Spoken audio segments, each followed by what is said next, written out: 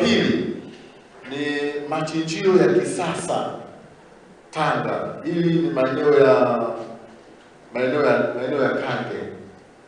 Maeneo ya Kange kule, halmashauri ya jiji wana eneo kwa ajili ya kuwekeza kwenye ujenzi wa machinjio ya kisasa. Tunapozungumzia machinjio ya kisasa, hatuzungumzia habari ya kuchinja ng'ombe, mbuzi tu labda na kuku. Tunapozungumzia machinjio ya kisasa, kuna facilities nyingi humo ndani. Si tuelewane? Mnaweza, mwekezaji anaweza akaja kuweka sehemu kwa ajili ya kuandaa mifugo, sehemu ya kuchinja, sehemu ya kupaki, sehemu ya kutengeneza alama ngozi kuziweka vizuri. Si tuelewane? Lakini pia anaweza kuweka sehemu kwa ajili ya kutengeneza mbolea kutokana na byproducts za ile mifugo, lakini pia anaweza kutengeneza mpaka energy, nishati. Si tuelewane? Nishati kutokana na wingi wa mifugo ambayo inachinjwa kwenye maeneo hayo. Wenzetu wana advance kwenye technology. Kwa hiyo ndio maana tunatangaza hizi fursa ili wenye uwezo wawekeze. Kwa sababu inawezekana kwa kutumia kuchinja tu peke yake biashara inaweza simlike. Lakini akiwa na facilities nyingine ndio zitamsaidia kulipa zaidi, kwa sababu anatengeneza byproducts. Humo anaweza kuwa kiwanda cha kutengeneza siagi, kuchakata ngozi kwa ajili ya kutengeneza products mbalimbali.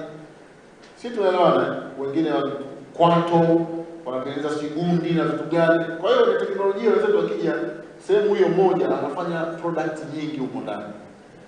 Kwa hiyo ni fursa iko maeneo ya Kange, lakini pia kuna sekta ya utalii. Kuna na fursa ya kujenga hoteli ya kisasa katika jiji la Tanga. Na eneo hili lina square mita 17,800. Eneo hili liko sehemu moja wanaita Sahare.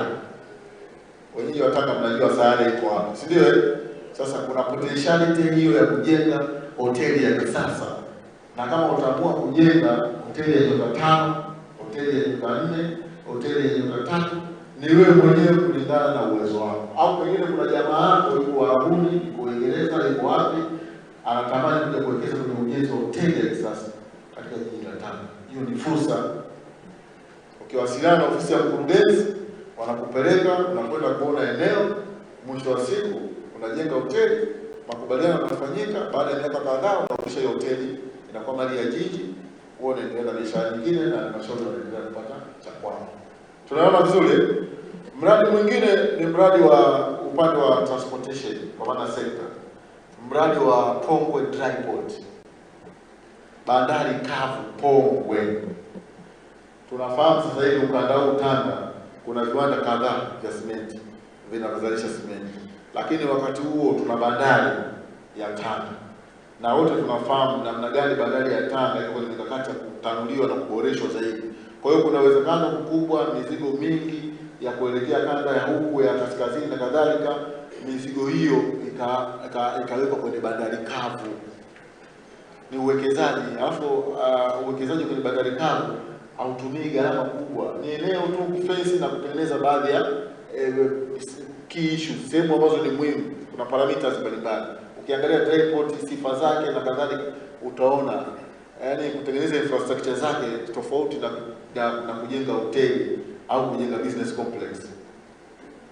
Sisi tunaelewa maeneo ya Dar es Salaam kule unakuta ni eneo limezungushwa, kuna maofisi huko ndani, makontena yamejazwa kwa floor mpaka karibu 7-8. Hizo ni fursa. Kwa hiyo watu wa Tanga mchangamkie hiyo fursa. Taangalia utaratibu namna gani hilo eneo utarekodi kwa halmashauri, unawekeza hapo kwenye bandari ukubwa. Bandari kavu hii ina square mita 595,785. Square mita 595,785 square mita. Sasa ukitaka ujue ile eneo lina ekari ngapi, gawanya kwa 4,470 hivi. Kwa sababu ekari moja nafikiri na square mita labda 4,470.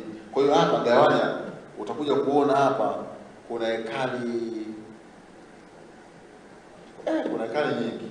Karibu 100 ngapi hapa ziko. Sasa eneo kama hilo unarekodi, alafu unaweka hiyo dry port, maana wewe unaweza kubeba pia hata mizigo ambayo inatoka maeneo mbalimbali. Ukiacha tu hapa Tanga kupitia bandari na ile ya cement na maeneo mengine yote unaweza kuja ikapaki hapa kabla kwenda na safari ya kuelekea nchi jirani. Kwa hiyo ni miradi mitano ambayo iko kwenye jiji la Tanga. Na kwenda Mkinga. Mkinga wana miradi miwili.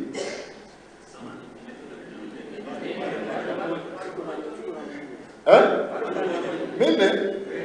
Miradi 1, 2, 3. Ya, ni kweli ni minne. Ndio overlook ni minne. Miwili imetolewa out baada ya kuscreen. Walikuwa na miradi 6. Kwa hiyo baki minne. Sawa, Samia Suluhu, Machinjio, Tanga hoteli, City hoteli pamoja na dry port. Ni minne. Sawa, tuko pamoja? Mkinga kuna miradi mikubwa miwili. Kuna soko la mazao mpakani Horohoro. Wanaita Horohoro Border Crop Market. Mkinga, hiyo ni fursa. Ina square mita. Hii ndio kutoka hapa ni Korogwe Town Council, TC. Hii ni TC. DC ndio mradi wa usafirishaji, transportation. Wenyewe huu ni wa kujenga stendi ya mabasi Mombo. So if you are interested to invest on Mombo bus stand, ni wewe mwenyewe kama inafaa. Kwa sababu tunapozungumzia bus stand ili ukitaka wewe private sector iko hivi. Tofauti na halmashauri. Halmashauri akienda pale kujenga stand yake, anajenga tu sehemu ya kuingilia mabasi na kutokea mabasi. Lakini wewe private sector ukifika pale, utaongeza na facilities nyingine. Utajenga vyumba vya kulipia, eneo lote hilo utajenga mafremu ya biashara. Kama eneo linaruhusu ndani yake unajenga hata na hoteli, kuna bilioni wengine wanapanda kufika walale. Kwa hiyo ni wewe mwenyewe utaweka kulingana na mahitaji yako ili biashara ile ikulipe kwa haraka. Ukubwa ni square mita 19,236. Karibu eka 4 hivi. Naenda na approach kwenye kamera kasoro. Kwa hiyo ndio ukubwa inatosha. Sawa. Tunakwenda Handeni Town Council. Handeni Town Council kuna miradi mitatu. Mradi wa kwanza ni mradi wa sekta ya madini. Sekta ya madini. Hii hapa wanaita building stone quarry. Sehemu ya kuchimba mawe. Sawa. Kwa hiyo kama wewe unataka uwekeze kwenye eneo hilo, unakwenda kuwekeza kwenye mambo ya crush.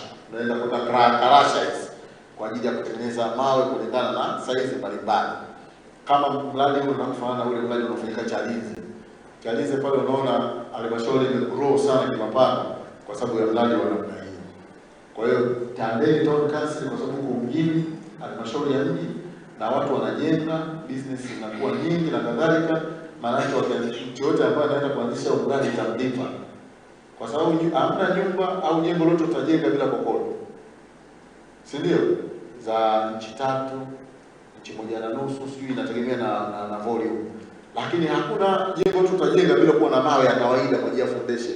Kwa hiyo obvious ni biashara ambayo inalipa kwenye mkanda huo. Sisi tuelewana? Mkuu wa chuo cha Kilimanjaro Institute of Technology and Management kilichopo Mwenge, Dar es Salaam na chenye ithibati na usajili wa NACTIVATE namba REG/ANE/029 anapenda kuwatangazia ofa maalum wahitimu wote wa kidato cha 4 mwaka 2025 kwa kozi mbalimbali zikiwemo Computer Application, ICT for Beginners, CCTV Camera, Video Production, Graphic Design pamoja na mapishi ya vyakula vya Kichina. Kozi hizi zitaanza tarehe 5 mwezi wa kwanza mwaka 2026. Kumbuka, umalizapo mafunzo ya mapishi ya vyakula vya Kichina, tutakupatia ajira ndani ya mwezi mmoja. Pia muhula mpya wa masomo wa kozi za IT, Hotel Management na Front Office utaanza tarehe 14 Januari 2026. Kwa maelezo zaidi, piga simu namba 0754864361 au 0715075840. KITM, elimu na ujuzi kwa maendeleo ya uchumi.